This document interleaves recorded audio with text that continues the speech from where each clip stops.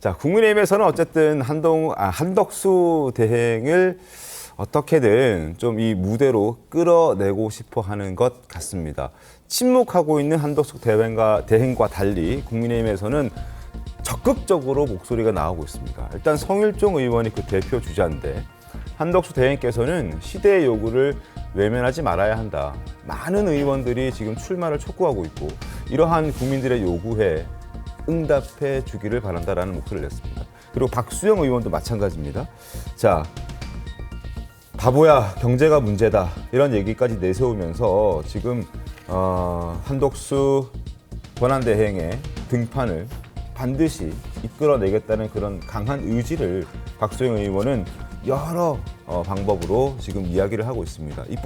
어제 나왔던 저 SNS 메시지뿐만 아니라 이재명 대표와 비교를 하면서 시리즈로 몇 개를 연달아서 올리기도 했던 박수영 의원인데 어쨌거나 지금 사실 국민의힘에서는 많은 사람들이 한덕수 대행의 출마 선언을 기다리고 있습니다. 그리고 그렇게 만들려는 분위기도 굉장히 강한 게 사실입니다.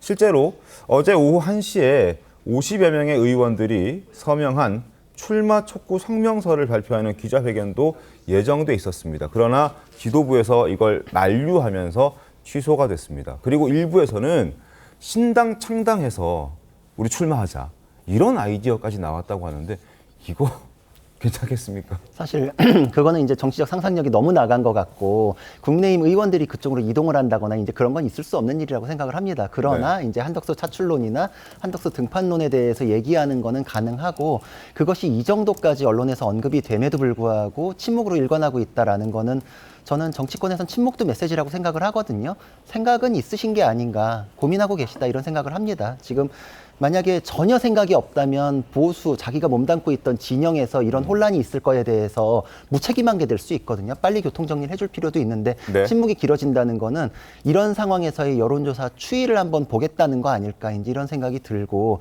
지금 사실 경쟁력이 굉장히 있거든요. 아까 말씀하셨던 바보야 문제는 경제야라는 네. 게 사실 클린턴 대통령의 선거 슬로건이었는데 그때가 굉장히 의미 있었던 게 상대방은 사실 부시 대통령, 걸프 전쟁에서 전쟁에서 이긴 현직 대통령이었음에도 불구하고 젊은 후보가 이겼어요.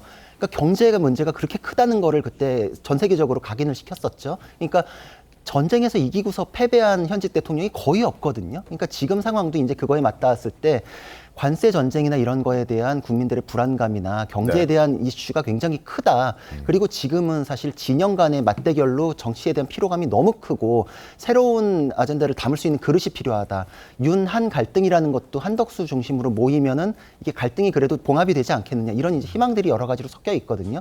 그리고 또 얘기 안 할 수 없는 게 또 이회창 대세론을 꺾었던 것도 단일화 이슈였잖아요. 그러니까 국민의힘에서는 지금 한덕수를 밀겠다 이런 거보다도 상상력의 영역에서 나와주시면 좋겠고 그 후보가 국민의힘 후보와 맞싸워가지고 국민의힘 후보가 이기면 네. 경쟁력이 확 상승되는 거잖아요.